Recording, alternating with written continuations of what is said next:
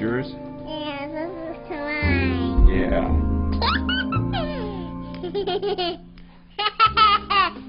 In chapter 3, I talked Dans le troisième chapitre, je parle de Dieu comme étant notre Père.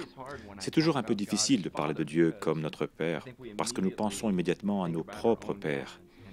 Et nous attribuons parfois à Dieu leurs caractéristiques, nous les superposons sur Dieu, plutôt que de nous plonger dans la Bible pour comprendre qui est Dieu. Par exemple, quand je pense à mon père, ce qui me vient à l'esprit, c'est la peur. Je ne voulais pas faire la moindre bêtise. Et parce que j'ai grandi dans une telle atmosphère, quand je pense à Dieu en tant que mon père, ce que je ressens d'abord, c'est la peur. Et pendant des années, c'est tout ce que je pouvais ressentir quand je pensais à Dieu, mon père.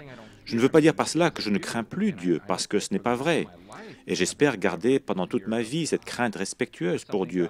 Mais ce que Dieu m'a appris quand j'ai eu mes propres enfants, c'est la notion de l'amour.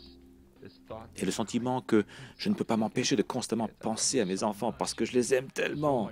Cela dépasse largement le fait que je puisse leur inspirer une certaine crainte. Viens ici, bonhomme.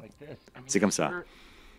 Est-ce que votre vie de prière ressemble à cela? Est-ce que votre vie de prière ressemble tant soit peu à un enfant qui vient à son Père en toute confiance, à l'aise, dans une simple intimité? J'espère qu'en lisant ce chapitre, vous penserez à cette image en vous posant la question, est-ce que ma relation avec Dieu ressemble à quelque chose comme cela? Parce que c'est ce qu'il attend de nous.